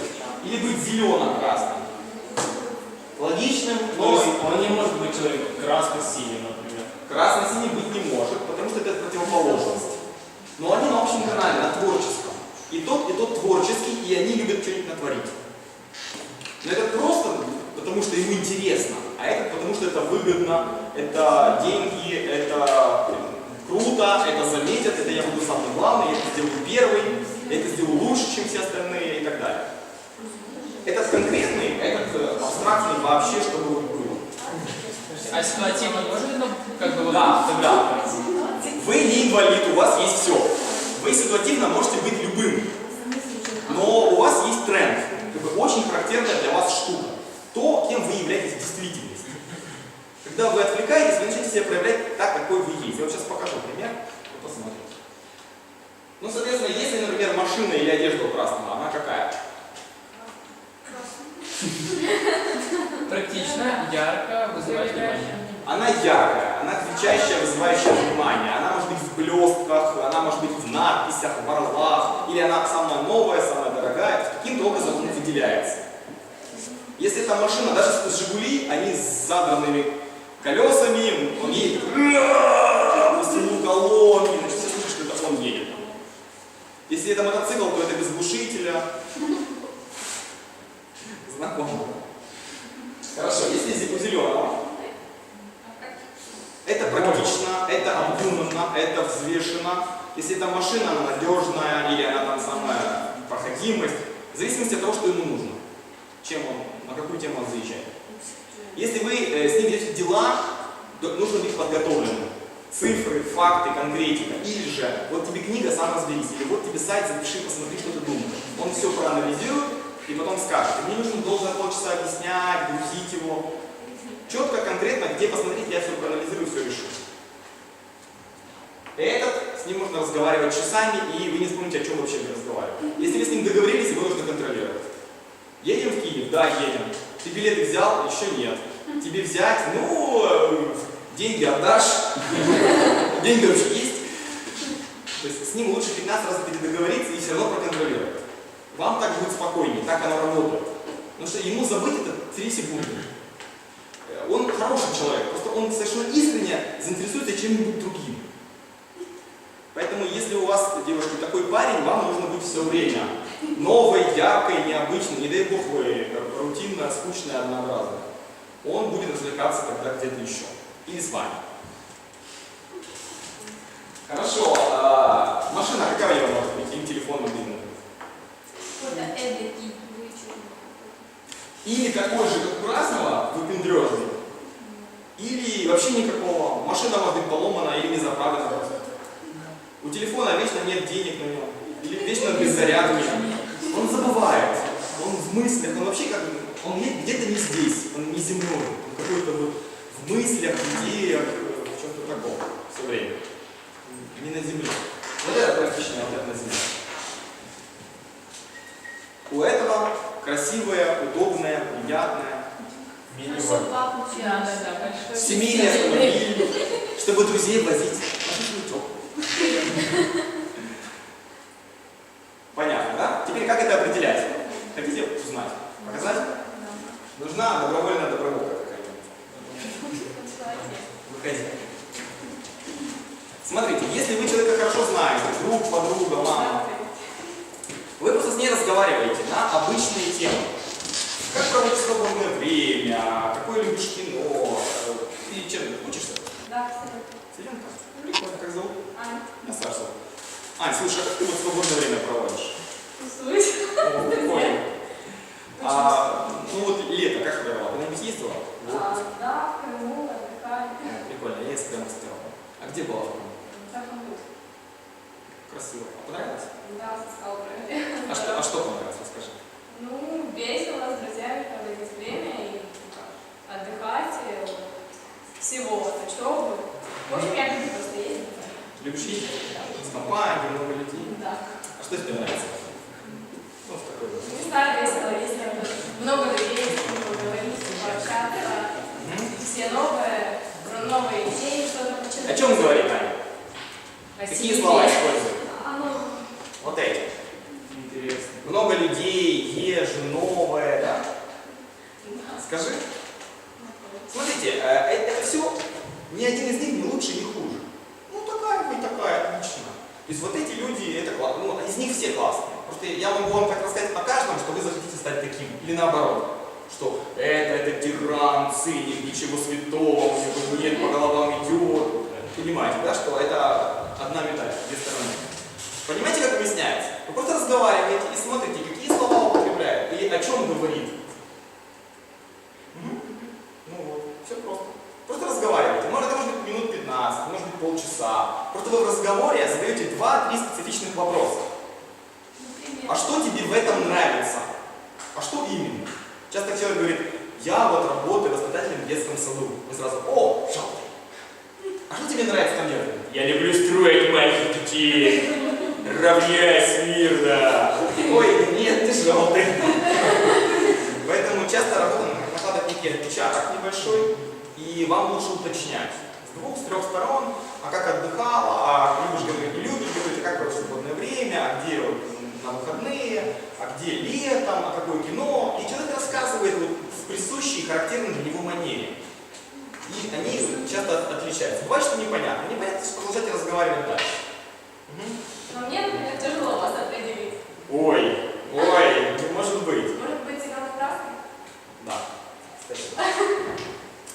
Я по энергетике я синий, но если надо, могу быть зеленым. То есть творческая специальность у меня логичная, но по, как говорится, по душе я синий. Спасибо большое, аплодисменты. Это классная игра. Возьмите себе на вооружение. Просто поиграйте в недельку другую, и вы тогда начнете видеть вот так вот сразу. О, только не говорите, зеленый. Просто сами себе. И делайте заметочку. Что если красный, то тогда, боже, какой мужчина! Как вы подали мне руку! Большое спасибо! И он все, он весь уже на крыльях, он готов достигать и совершать. То же самое, ты знаешь, что-то я сомневаюсь, что у тебя получится. Вообще ты классный, ты нормальный, толковый, но, по-моему, с этим ты не справишься. Что? Ты на кого наехал? Вы сейчас лучше всех сделали. Как что-нибудь попросить у мужчины, ну или вообще у любого человека? Есть такая техника бесконфликтного общения, да, и грамотной просьбы, или грамотной критики. Сталкивались, встречались? Ну, предположим, человек опаздывает там, на работу или на встречу. Что с ним делать? Как ему это сказать? Вы ему 15 раз говорили, он все равно опаздывает. Ну или что делает не то, что нужно. Предупредить его. Потом строго предупредить. На тему предупреждения и строгого предупреждения есть хороший мем. Да зачем-то его запугать, если в данном случае дальше. Замотивировать на опасность. Смотрите, есть, если это ваш руководитель или если это ваш подчиненный, там все просто. Если это подчиненный, не дали зарплату, у вас есть рычаг. А если это друг, знакомый, девушка, парень, у вас нет четкого рычага на его управление, да? Он вам не подчиняется напрямую. Поэтому это только через отношения, через какую-то технику, через общение, коммуникацию. Есть такая техника, называется она, ну или вот так. Комплимент, программа комплимент. Сталкивались? Не сталкивались? Вариант «поздравляю, Шарик, ты балбес» не работает. Или «ты, конечно, хороший парень, но…» То, что обычно люди применяют. И это не срабатывает, потому что когда человек слышит «но», он дальше уже не слушает. Он это все вытесняет, отметает или забывает. У него дела, он занят. Хорошая действующая штука – это когда вы совершенно искренне находите, что классного. Плюс. Там, Вася, ты у нас новый сотрудник. Ты сразу учился в работу. Видно, что ты справляешься. Ты перспективный человек. И я рад, что в нашей команде. Я горжусь твоими успехами. Это плюс, да? То, что есть реально. Если девушка толстая, не нужно говорить, ой, ты такая стройная, худеешь. Врать нельзя. Найдите реально, что у него классное. Плюс. Потом то, что вам нужно сообщить. И у меня к тебе просьба. Или у меня к тебе требования. Или и я хочу тебе предложить.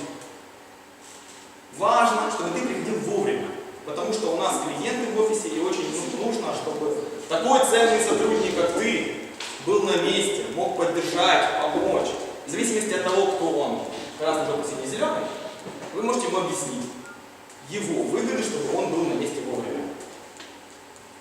Я уверен, что у тебя получится, я могу на тебя рассчитывать. Поможешь, поддержишь, любая помощь, которая тебе нужна, я тебе окажу. Хорошо. Тогда это как бутерброд с двух сторон. Намазали, вы даете. Неподготовленные жены, девушки и мужчины делают так. Дорогой, вынеси мусор вон туда. И дорогой понимает, что как-то его не ждали. Не очень хочется домой. И возникают задержки на работе, друзья, гараж пива, рыбалка, хобби и все остальное. Что вам, как вы сейчас участвуете в проекте по лидерству, да, по своему делу, по какому-то прорыву. Что вам, какие навыки вам были бы наиболее интересны и нужны? Управление временем. Тайм-менеджмент, управление временем. Что еще? А кому это интересно? Всем. Всем, посмотри по сторонам. Хорошо, управление временем. Почитайте Глеба Архангельского. Есть уже. Глеб Архангельский и еще Александр Горбачев. А как это применить? Это у меня Во. есть ежедневник, заполненный и все. Запишите, рассказываю сразу. Я обычно говорю только в конце тренинга, и вам сразу рассказываю. 5 секретов, как внедрить любую технику, любой навык. 1, 2, 3, 4, 5 столбов напишите. Это применяется в ораторском искусстве, ну вообще в любом обучении. Есть 5 секретов, 5 ключевых действий. Первое – это практика. Второе – практика. Третье – практика. Четвертое – вы догадались, да? Практика. И пятое – практика. Если на пальцах, вам важно, ну, тайм-менеджмент – умное слово, и там много-много всего. Вам важно понимать, куда вы живете, куда вы идете, какая цель. Большая цель дает вам большую энергию. Маленькая цель ничего не дает. То есть, когда у вас есть, ну, вот ваш глаз, условно, да, скажем, такой красивый, и здесь у вас есть цель. Кто хочет пример? Есть цель? А, у меня цель? Ну да. Воплощение Вселенной. Есть? Такая маленькая. Есть. Прилично? Ну, я уже, допустим, как для меня, да, мне бы хотелось заняться развивающими игрушками для детей. Магазин, а лучше сеть магазинов, а лучше... Смотрите, ну, предположим, вы видите какую-то цель для себя, да? Вот здесь цель, магазин, или бизнес, или идея, или там, что у вас там, экзамен, ну, все что угодно. Да? Машина, дом, квартира, как обычно. На пути к этой цели будут какие-то препятствия, скорее всего. Да? Стартовый капитал, лицензирование, навыки, связи, магазин, милиция, СЭСы, пожарка, ну, все дела. Все дела. Да. То есть здесь есть какие-то разные у вас будут препятствия. И когда вы смотрите на эти препятствия, вы не видите свою цель. То есть перед вами только большие-большие-большие проблемы. И вы говорите: о, нет, я лучше потом. Кто начинал бегать, заниматься физкультурой с понедельника? Поднимите руку. Кто начинал учить английский язык? Вот с понедельника все начинаю. Оплачиваю курсы, фитнес-клуб и начинаю. Хороший навык лидера, лидер действует сразу, внедряет. Здесь что же с этим делать?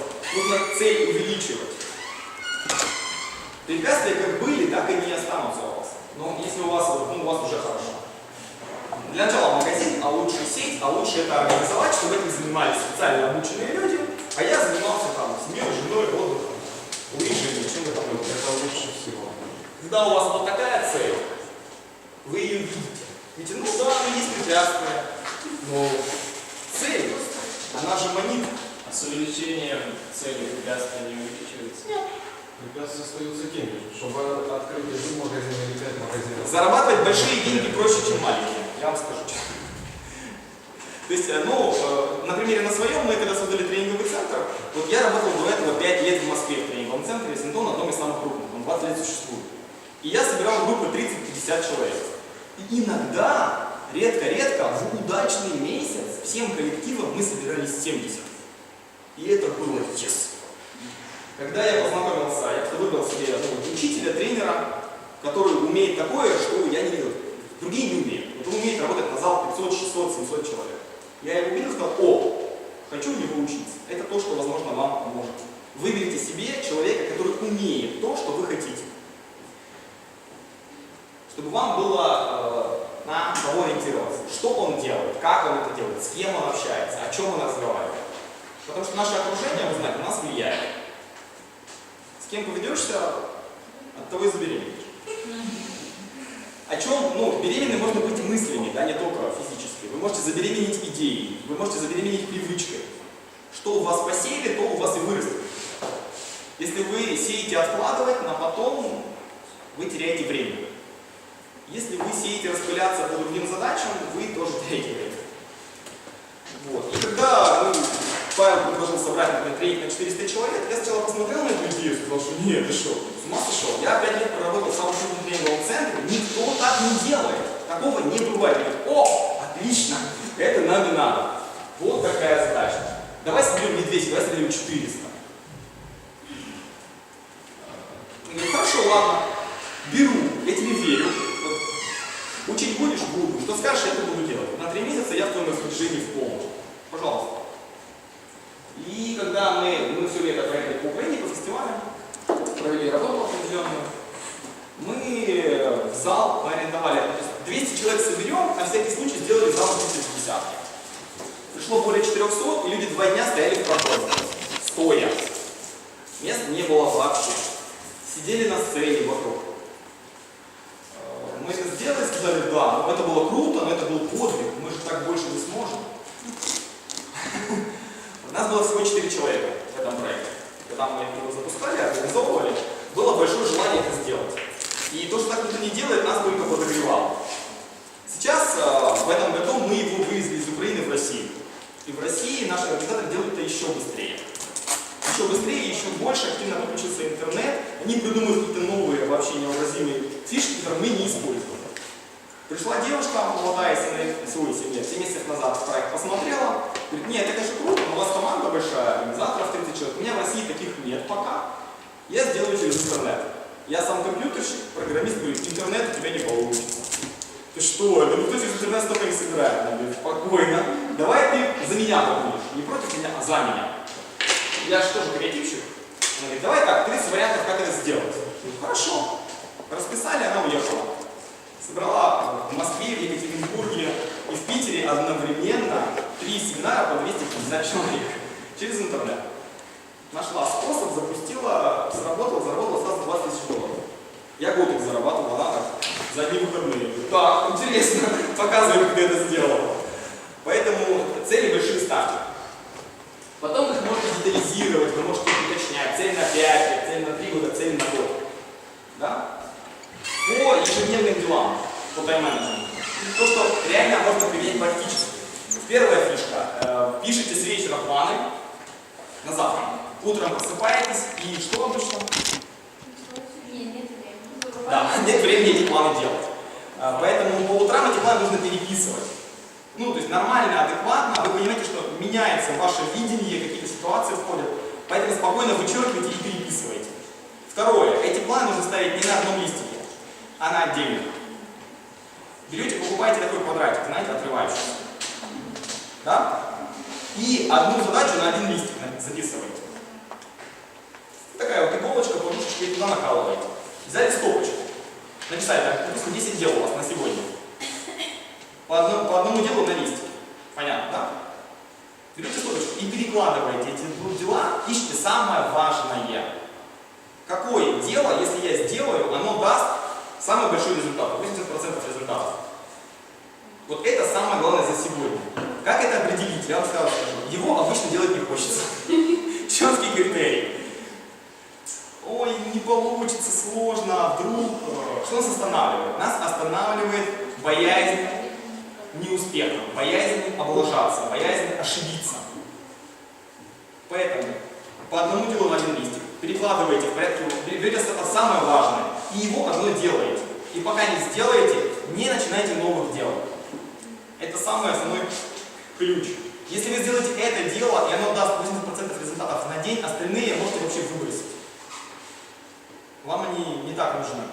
Какие дела хочется делать? Самые простые, самые интересные и самые ненужные. Вы, наверное, сталкивались в литературе, я обычно на тренинге даю все. Как распределяются у нас дела? Ну, важные, срочные, да? Знаете? Ну вот, это отсюда. Дела важные и срочное. Аврал. Да? Это то, что вы не сделали раньше, то, что вы прокосячили. Поэтому это аврал. Это больной зуб, это там еще что-нибудь. Если бы вы сделали его вовремя, вот здесь, дело важное и несрочное. Здесь срочное, здесь несрочное. Здесь важное, здесь неважное. Плюс-минус по важности, плюс-минус по срочности. Важные и срочные — это дела проваленные, авральные, то, что вы откладывали и не сделали. Если вы работаете нормально, планируете, у нормального лидера таких дел здесь нет вообще. Ну, иногда что-то происходит, ну, какой-то звонок, какая-то ситуация, но их мало, этих дел. 5-10%. Если у вас есть 20% дел, вы ничего не будете успевать делать. Здесь должно быть, ну, 80% дел должно быть здесь. Запланировано, вовремя сделано. Вот эти дела, это дела срочные, но не важные. Прибегает подружка, ой, надо срочно сделать то-то. Понимаете? Это срочно, но это не вам. Это вообще не ваше дело. Оно чужое, оно навязано вам. Их делать нельзя. Если вам сложно отказывать, запишите себе, что Александр Бабин разрешил отказывать, убирать чужие дела. Фокусироваться на своих, на важных для вас. И дела вот эти, и неважные, и несрочные. Это вообще мертвые дела изначально. Посидеть в интернете, что там было? Да, ВКонтакте. Посерфить. А вдруг там что-нибудь интересное написали без меня? Как же без меня мир там сейчас, сегодня? Я целый день тренинг веду, не был ВКонтакте, пойду проверю. Или там, дорогой, ложись спать, подожди, кто-то в интернете не прав. Я ему сейчас отвечу, что-нибудь гениальное. Это вот это убийство времени. Как с целями разобраться? Если, например, с целями непонятно, что я хочу. У кого есть такая задача? У одного тоже. Можно спросить, а как правильно вообще ставить цели? Как правильно ставить цели? И как они переплетаются с этой схемой АБЦД? И, например, сколько мне нужно в день выполнить дел А, сколько день нужно выполнить? Если вы выполнили одно главное дело, этого хватит. Ну, по максимуму, идеально по максимуму. Но это зависит, наверное, от вашего стиля жизни, как вам нравится жить. А что долгосрочных и краткосрочных? Ну вот, исходим из долгосрочных, да, исходим из того, как вам нравится жить. Вот стиль жизни. Чем вы могли бы заниматься после учебы? Как вы видите свой там идеальный день? Ну, тут можно много мозга взрывать вам на эту тему. Я же понимаю, что вы сейчас учитесь, там на каком курсе? Я уже закончил, у меня свой мини-бизнес. Тогда вам можно объяснять. И вы можете как-то, чтобы она переплеталась? Вам могу, потому что если это объяснить студентам, они бросают учебу. Это невыгодно университету. Нас увольняют потом. Я исхожу из своего стиля жизни. То есть, как я бы хотел жить. Берете 24 часа в Excel и расписываете, когда вы хотите просыпаться, чем вы хотите заниматься, когда ложиться спать. Самый простой вопрос на эту тему. Кто на эту тему ни разу не думал? Спокойно, прошите. Ну, смотрите, если вы запланировали, написали, как вы говорите, полностью все написали, и бывает вот одна важная вещь, которую нужно сделать, да, ты приходишь и делаешь, и она у тебя не получается, например, и все, и уже настроение пропадает, другое делает. Вот настроение пропадает, это да. Это нужно научиться настроение себе создавать. Есть разные способы. Есть вещи, которые вам нравятся, есть дневник успеха, есть то, что вас радует, не знаю, душ, еда, друзья, танцы, музыка, фильмы хорошие. Собирайте себе то, что вас радует. У вас всегда что-то будет вас отвлекать от ваших целей, всегда что-то будет вам мешать, всегда будут происходить какие-то события внешние. Да? Просто у лидера по жизни, у человека с психологией лидера, у предпринимателя, есть понимание, что я отвечаю за все, что происходит у меня в жизни. Это я отвечаю. Это не оно само случилось. Это я так сделал. Да? Когда вы это понимаете, если ответственность берете, вы понимаете, что я опоздал на тренинг. Выйди раньше на полчаса. А не ходит маршрутка. Вызови такси. Ты же понимаешь, сколько это займет времени. Либо ты это контролируешь, либо ты это отпускаешь как-нибудь, оно само. А когда